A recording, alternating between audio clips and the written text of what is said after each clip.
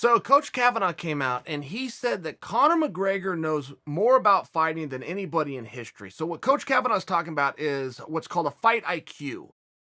And I started to think about that because Conor's fight IQ is definitely very high. But how do you assess that? Right? I mean, there's some guys that really understand what you're doing inside of that cage. They just get it and they get it to a higher level. And I was thinking to myself, okay, who are the two best fight IQs that I've ever seen? You have to understand, it always dates back, and it almost seems like if you haven't been a fan for a meaningful period of time, if you haven't been, you don't have all that high of an IQ. But the longer you're a fan, it can skew your IQ as well because the sport goes in waves. Okay, if we were to go back to 1993, what's the best art? So you got to solve that problem for X amount of years. And then you start to come into, okay, not forget the best art. What is the best position? Do I want to be on top? Do I want to be on bottom? Do I want to be in side control? Do I want to be fisticuffs? I mean, and it starts to get a little bit confusing. And the more you watch the sport, particularly if you started in 1993, the one thing that you learned is it was more about position. It was more about, okay, if this athlete can keep it here or if this athlete can get it to the ground. And that's a very classic argument and discussion that we still have to this day.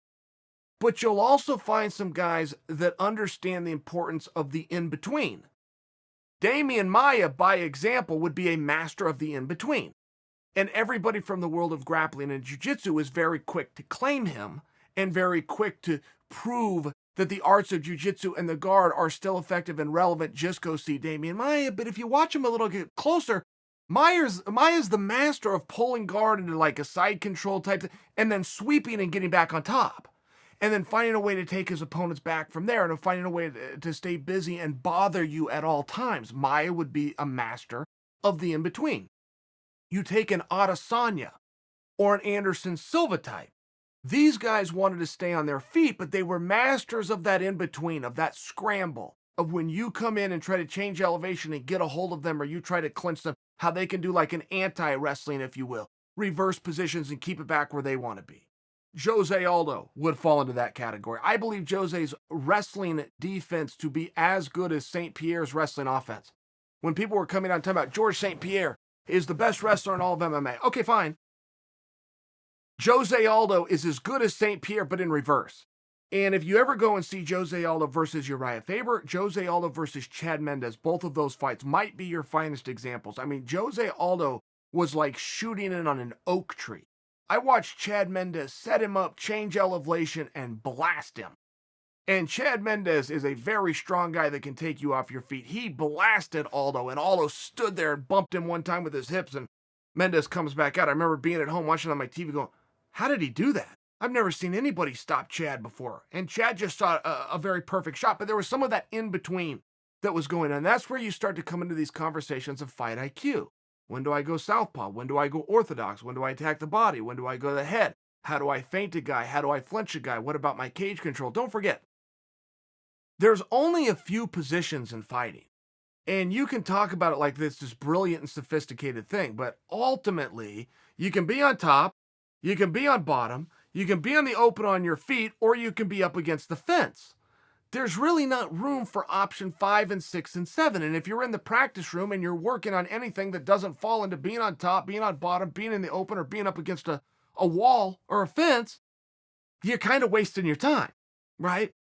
So I got to tell you, two guys for me that have always stood out. One, Kenny Florian, working with Kenny Florian, working out with Kenny Florian, but getting his concepts and some of his ideas and the way he was always able to evolve. He also, much like me, is a fan back from 1993, but he's able to see the sport as it changes all the way to current.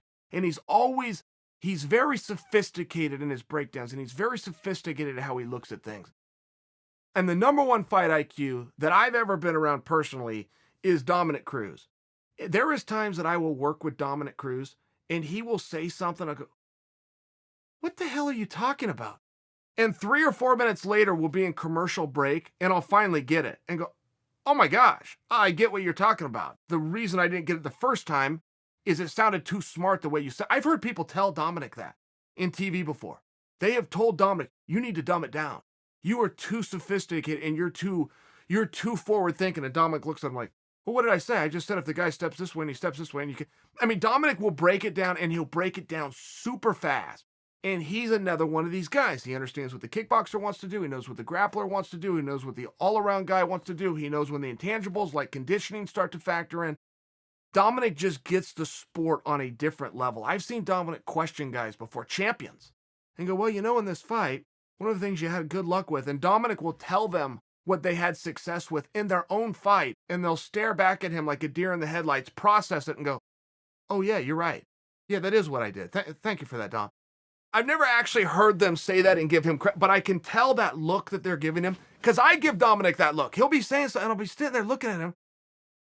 Minutes later, it'll finally catch, my goodness, he sees it on a different level. So when you talk about fight IQ, it is very important that you stay current because things go in waves.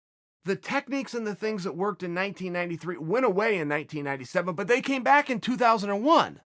Every sport has things like that, where something that's in fashion and that's the techniques that you go to and that's what you work on in the practice room and that's what you go score with, then they go out because everybody else is working on those, so they start to learn the defense. And X amount of time goes by, and as they start to learn the defense, they forgot how to implement the offense. So there's waves and there's cycles to it.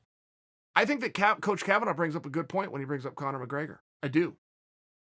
Conor McGregor, I can still remember before he fought Floyd, and he was calling Floyd out. And this was shocking. At the time Conor started calling out Floyd, not only did nobody think you could get that fight, but it was a little bit silly to imagine a guy who had never done a sport, never even held a license to do a sport, versus the greatest to have ever done the sport.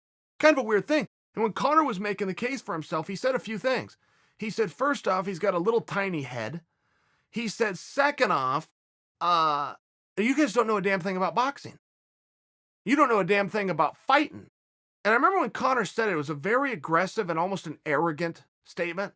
And I remember wanting to push back on it and go, oh, really? We don't know anything about fighting? But as the fight got closer and the way Conor started to break that down, he started to break Floyd's body down. He started to break Floyd's movement down. The way when he actually gets in there and has his greatest weapons taken away, right? The teep and some of the setups that Conor does, some of the leg kicks and the spinning motions to get your attention, takes all those weapons away and still goes 30 minutes with Floyd. It makes me reflect back to Conor's statement.